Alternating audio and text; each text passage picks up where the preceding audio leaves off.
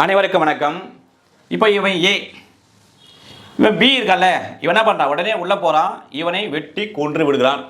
எனவே இவன் ஏ மீது நீதிமன்றத்தில் கொலை குற்றம் சுமத்தப்படுகிறது.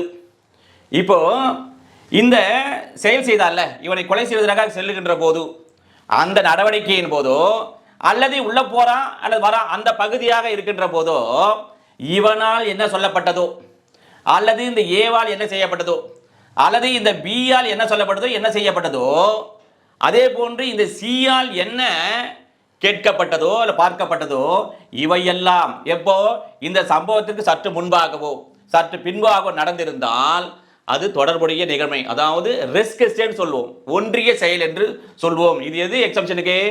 Oral எவிடன்ஸுக்கு exemption. இதை சொல்லுகின்ற பிரிவு எது? Section 4 of BSA 2023. முழு விவரங்களுக்கு ஷார்ட்ஸ் லிங்கை பயன்படுத்தி வீடியோவை பார்த்துக் கொள்ளவும்.